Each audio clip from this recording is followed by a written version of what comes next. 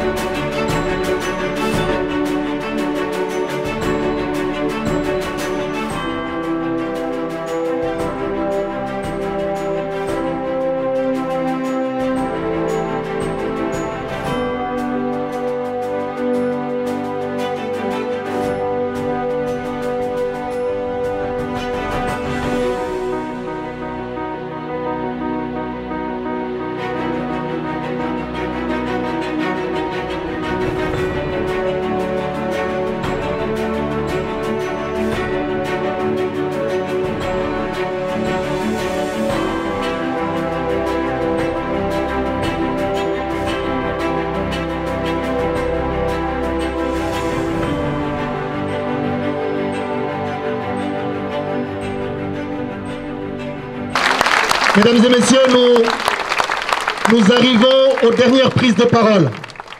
Pour celles et ceux qui étaient là depuis le début de la manifestation, vous avez pu remarquer la solennité et la gravité qui nous ont habités au début de la manifestation, puisque l'ensemble des personnes qui étaient là ont posé un genou à terre pour protester contre ces violences policières et pour s'engager contre le racisme. La dernière partie, le dernier acte de notre rassemblement, ce sera cela. Nous vous demanderons, pour le dernier acte de ce rassemblement, à poser ensemble, chacun d'entre nous, son genou à terre dans une posture d'humilité face à quelque chose qu'on ne peut pas comprendre, mais qu'on doit combattre. Eh bien, nous vous demanderons de faire cela. Eh bien, avant cela, je vais passer la parole à Nirina Ralantoarit Samba. Alors, je ne prononce pas forcément très bien son nom, qui est malgache, mais c'est une auteure engagée, d'origine malgache, métisse également, qui veut s'exprimer.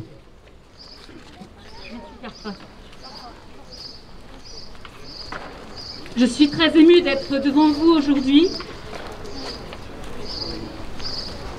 Et je vais vous dire, j'ai quelque chose à vous dire. Est-ce que vous m'entendez? Je vais essayer de parler plus fort. Aujourd'hui, je suis avec vous. Et j'ai au fond de moi un sentiment de honte, car je suis aujourd'hui avec vous en réaction aux images que j'ai vues il y a quelques jours, des images qui ont lieu à des milliers de kilomètres d'ici. Et je viens ici en France en réaction à ce qui s'est passé à des milliers de kilomètres de mon pays, de mon cher pays, la France. Ce pays qui m'a vu naître,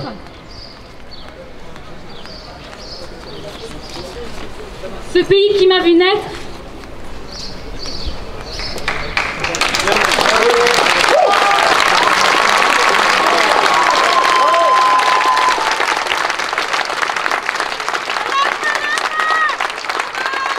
merci. Et pourquoi j'ai honte? Je vous le dis, c'est seulement de moi que je parle. Je ne parle pas de vous, je parle en mon propre nom, mais je vous partage. Je partage avec vous mon sentiment.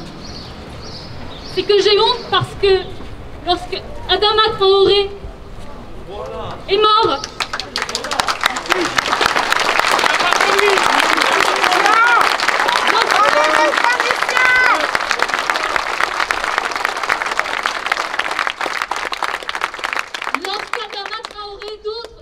d'autres dont je ne suis pas capable de dire le nom aujourd'hui, sont là. Lorsque lui et les autres ont quitté ce monde, ont quitté cette terre, lorsque lui et les autres de mes compatriotes français ont quitté cette terre, eh bien je n'étais pas là dans la rue. Moi, Nirina Ralantoarit Samba, je ne suis pas allée dans la rue pour le soutenir. soutenir ces familles et la famille humaine, que j'aime appeler la famille monde. Alors je me repentis aujourd'hui. J'espère que on me pardonnera d'être présente seulement aujourd'hui. Et je vous remercie de m'écouter.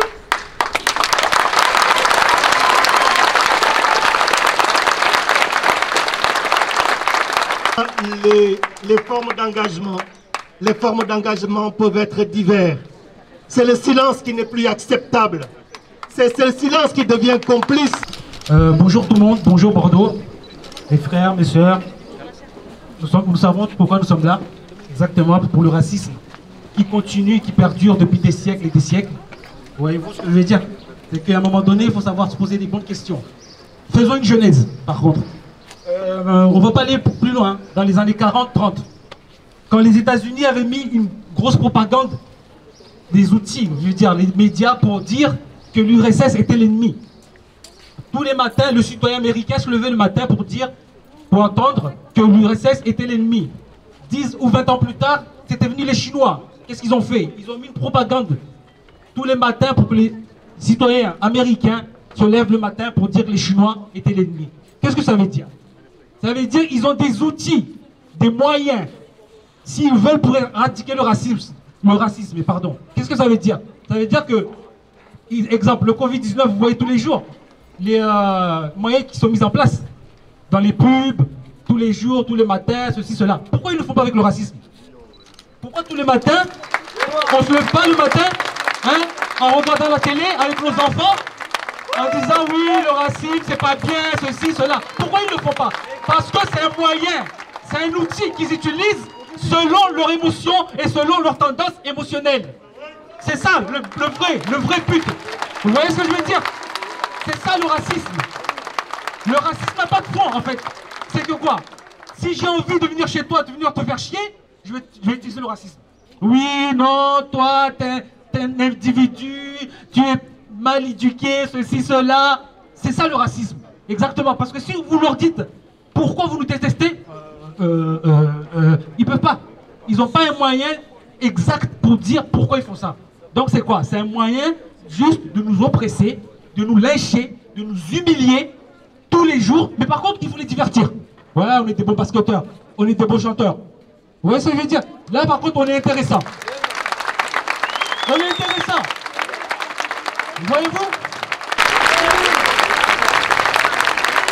Je sais que vous avez hérité de ce système raciste qui est un système raciste ordinaire, institutionnel et structurel. Je sais que c'est pas du tout de votre faute, mais à chaque fois que vous voyez un noir ou une personne issue d'une minorité, faites le pas, défendez-nous. Si vous voyez tout simplement une personne issue de violence policière, défendez-nous. Parce que nous, on fera la même chose en retour. On est là pour vous protéger, vous êtes là pour nous protéger. Et je vous aime et je pense que vous m'aimez tous. Yeah, man. Ouais.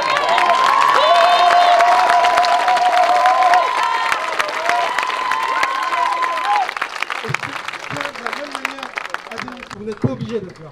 Donc vous vous sentez obligé d'être là, simplement parce que vous avez cette forte compassion et vous voulez nous aider. Je le sens que vous voulez nous aider. Si vous ne seriez pas là, vous serez tout simplement sur le canapé en train de profiter des apéros à la Bordelaise. Donc merci aux Blancs d'être là. Merci aux Noirs de se serrer les coudes. Et il faut aussi un dernier truc. Il faut qu'on arrête réellement de se manifester en fonction de la médiatisation. Parce que...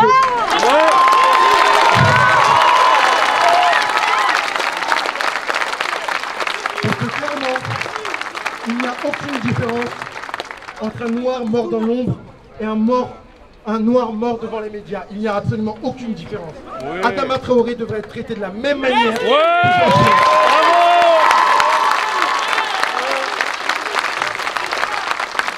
2015 en particulier, et ce qu'on remarque, c'est qu'effectivement, les droits de l'homme et des femmes, bien sûr, sont extrêmement menacés, avec des abus policiers extrêmement importants, depuis notamment les manifestations contre la loi travail.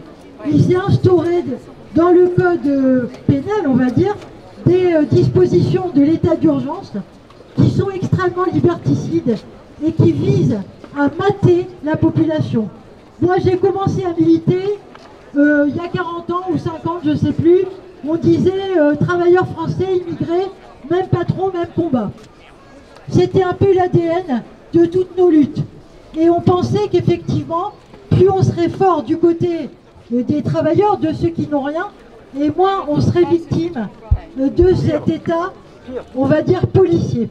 Aujourd'hui, la vapeur s'est inversée malheureusement, et notamment pendant la période de confinement, on a reçu beaucoup de témoignages où on s'est rendu compte que les forces de police étaient passées à l'acte et avaient fait subir des violences, des incarcérations abusives, etc., des mauvais traitements, en particulier à des jeunes hommes et originaires d'autres pays que de la France, on va dire. Voilà.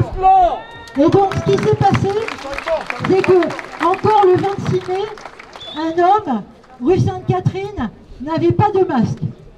C'est une infraction. Pour autant, il ne méritait sûrement pas de s'être fait casser la figure, de se prendre 40 heures de garde à vue et d'être déféré aujourd'hui devant la justice en vue de poursuite. C'est inadmissible et je crois qu'il faut, là, vraiment, il faut dire, il faut parler et il faut expliquer tous ces cas au quotidien de gens qui sortent dans la rue pour s'acheter à manger et qui sont victimes vraiment de violences extrêmement graves. Moi, j'encourage tout le monde à témoigner, à ouvrir sa bouche et à dénoncer toutes ces pratiques. Merci beaucoup. Alors, Dani, donc, qui se bat également, qui est membre du collectif Justice. Un collectif contre les violences policières. Dans ce collectif, vous pouvez tous le voir, allez vous renseigner. Donc c'était pour vous parler d'un collectif contre les violences policières. Il s'appelle le CLAP 33. Vous pouvez tous aller le consulter si vous avez des problèmes ou autres. Voilà, c'est tout ce que j'avais à vous dire. C'est le CLAP 33. Et ce que je voulais vous dire, c'est que là, je suis en train de parler au nom d'une personne que j'appelle ma sœur, qui s'appelle Myriam et à qui on a muselé la parole. Voilà. Oui, merci. Je voudrais juste dire que notre amie Myriam qui est derrière, qui fait partie du CLAP 33, je l'ai cité dans mon discours au début. Nous avons eu pour règle dans cette manifestation, puisque nous sommes dans un contexte électoral, de ne donner la parole à aucun candidat aux élections, quel qu'il soit. Nous pouvons avoir nos appartenances politiques, nos choix électoraux, ils nous appartiennent. Mais nous ne voulons pas être instrumentalisés et personne n'arrivera à nous le faire ici. Donc nous sommes contraints que le CLAP puisse s'exprimer. Ensuite, je vous invite à mettre le genou par terre, une minute de silence à l'honneur de George Floyd et de toutes les victimes du racisme.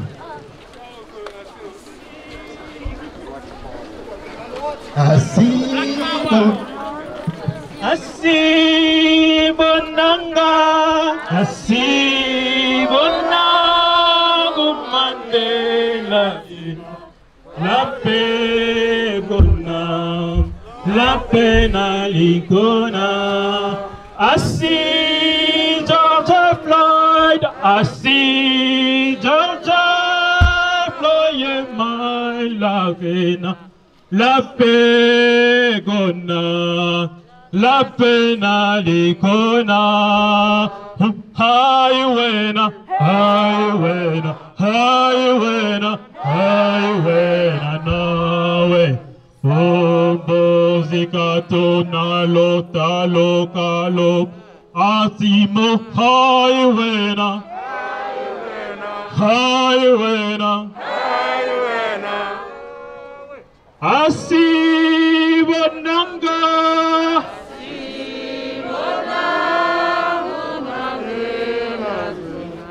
La paix gonna, la pena ligona. Merci, merci beaucoup. Merci beaucoup, merci à vous toutes et tous. Merci beaucoup, merci. Merci de nous être déplacés.